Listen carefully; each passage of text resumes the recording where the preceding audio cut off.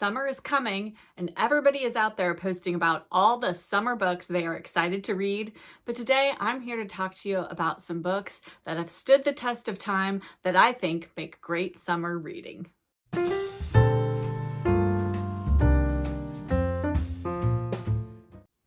Hello book friends, I'm Jen and welcome to my reading life. And as you can see, summer is approaching. I have swapped out my normal hot cup of tea for one of my favorite summer beverages. This is iced tea mixed with a little bit of lemonade. If you want to see how I make this, stay tuned to the very end of this video and I'm going to give you a little glimpse at how I make it. I think it's delicious and it is so summery. I'm going to take a quick sip.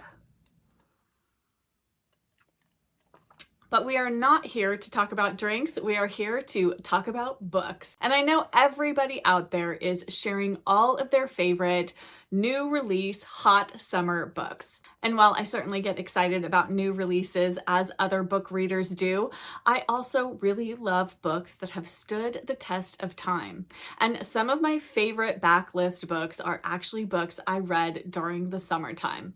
I love an immersive read in the summer. I want a family saga. I want a mystery that keeps me turning the pages, or I just want a feel-good story that's light and summery and gives me all of those good sunny day feelings. And I'm here to share 10 of my favorite backlist summer reads. So grab yourself a cup of something, whether that is something iced and cool because it's warm where you are, or if your weather hasn't quite gotten summery yet, then grab yourself a warm beverage and dream of summery places. We're gonna go there with these 10 backlist books. We are going to start off with two books that I think are just excellent stories. These are stories that you can just immerse yourself in. And the first one, I don't think needs much introduction. You've probably heard of this even if you haven't read it, and you may have seen the movie, and that is Fried Green Tomatoes at the Whistle Stop Cafe by Fannie Flagg. I love this book. It is so wonderful. It is a story of female friendship.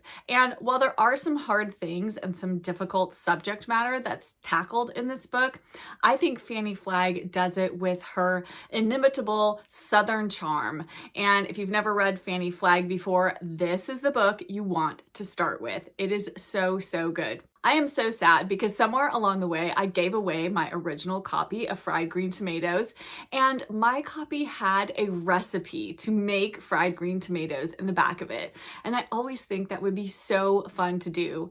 If anyone has that edition and would like to send me the recipe, I would love that. I'd love to make fried green tomatoes, and I would definitely share it with you guys if I do, but I highly recommend this one. Such a good summer read. Next up is a book that also features female friendship, but this one might have flown a little bit under your radar if you missed it when it came out a few years ago, and that is Mornings with Rosemary by Libby Page. Now, I have to say, when I first read this book, I checked out a copy from the library, and the original title of this, the UK edition, is called The Lido.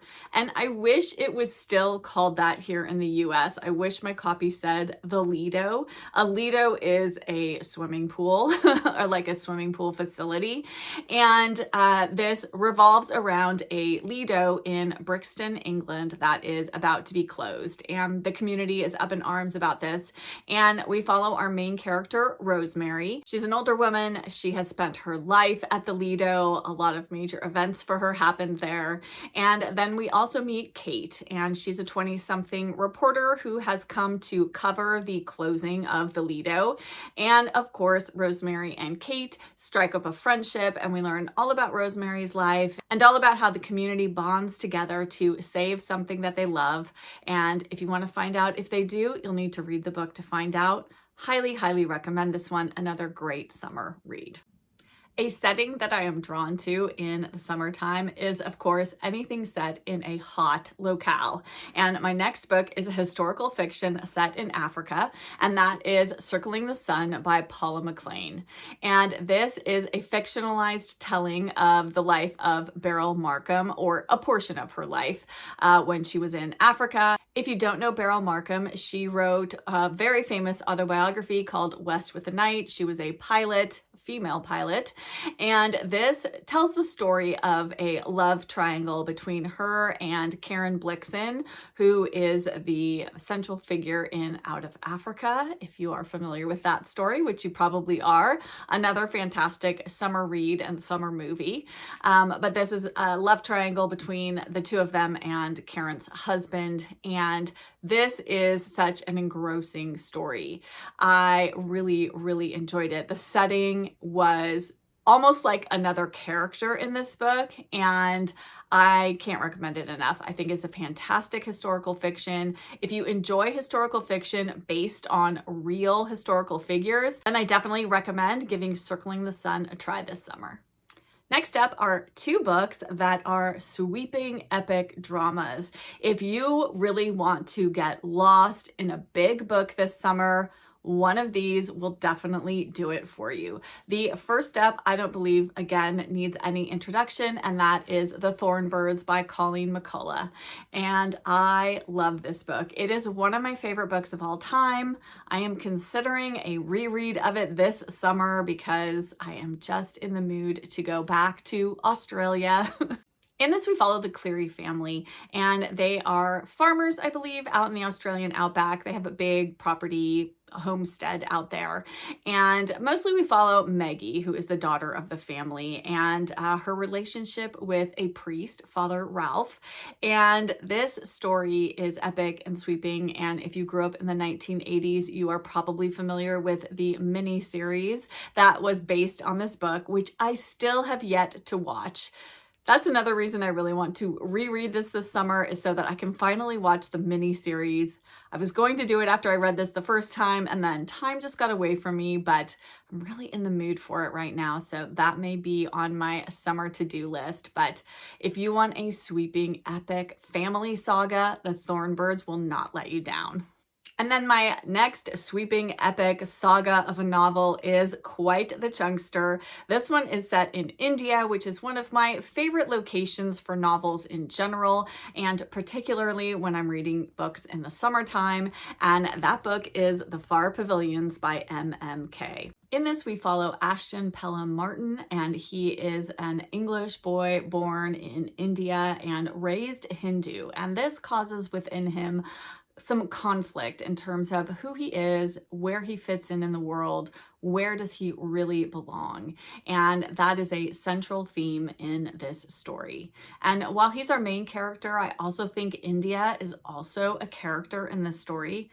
So many of these books set in the summertime, place is so important to me, and I find that the setting of India really is a character unto itself. Now, I will say, this is a bit of an undertaking if you're going to read this book. It's over 900 pages, and don't go into it lightly. There are some sections in this, particularly the section towards the end following the war in Afghanistan, and I did get a little bit bogged down in that section, but the pace picks up for the last little bit of the novel, and I was just immersed in it until the end. If you really want a wonderful book set in India, MMK lived in India, and she knows what she's talking about, and she has written a fantastic, sweeping story in The Far Pavilions. Next up is my only nonfiction pick for this list, and this is a book set in the summer of 1945 in New York City, and that is Summer at Tiffany by Marjorie Hart. And this is the story of Marjorie and her friend Marty.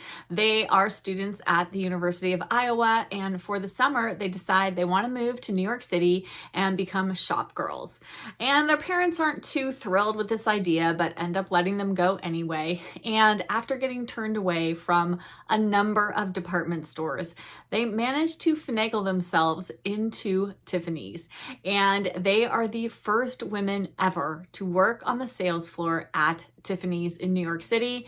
And this is the story of their summer, of working there, of the friends they make, of the experiences they have. And if that sounds fun to you, this is such a delightful nonfiction read. I can't recommend it enough. And how can you not love that perfect Tiffany blue cover? Now I'm going to segue into some mysteries, starting with a little romantic suspense by, of course, my favorite romantic suspense author, Mary Stewart. And my pick for a fantastic summer read is The Moon Spinners. This is such a great book. I think I've read it now 3 times and I enjoy it every single time I pick it up. In this, our young female protagonist is Nicola. She is on holiday in the island of Crete, and while she is there sort of hiking through the hills, she stumbles upon an injured Englishman who is being watched over by a Greek brute, a bit of a brute. And the Englishman has been separated from his companion, and it is up to Nicola to help him get reunited and to figure out what is going on. They have stumbled onto something that somebody wants to keep hidden, and you go along for the ride. This is fantastic. Such a fun summery read. The setting of the island of Crete is so very summery, and you go along just as if you're on holiday with Nicola, with maybe a bit more adventure than some of us actually want in our summer holidays. But this is such a fun book, and there is a very fun movie adaptation of this, which is only very loosely based on the book, but it is a Disney movie starring Hayley Mills, and it is great fun. I'll put a link to it down in the description box below, as I will have links to all of the books that I have mentioned here today. And I definitely think if you read The Moon Spinners, go watch the Hayley Mills movie. It's good fun, even if it's not very much like the actual book.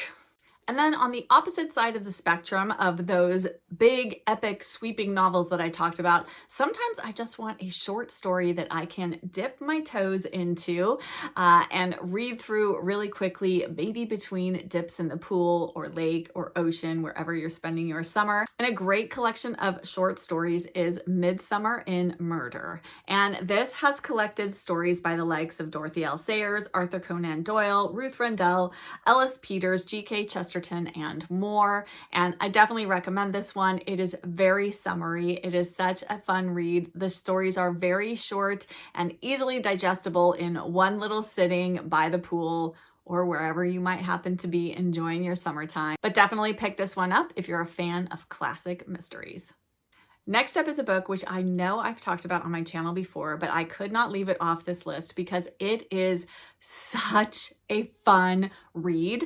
I read it in about a day when I read it a couple of summers ago. It is such an interesting premise, as well as the structure of the novel is also interesting, and that is The Feast by Margaret Kennedy. The story is set in Cornwall in 1947, and we are at a hotel that is on the cliffside, and we are following all of the people staying at the hotel as well as the hotel staff. Now, from the beginning, we know the hotel has collapsed and has fallen off of the cliff and into the ocean below. We know that from the get-go. The question this novel asks is, who survived and who did not? And you get to know a host of characters. Some you will love, some you will hate, and you have to read through to the very end to find out if your favorites made it out alive or not. This is such an engrossing read, a complete page turner. If you are looking for a book that you cannot put down, pick up The Feast.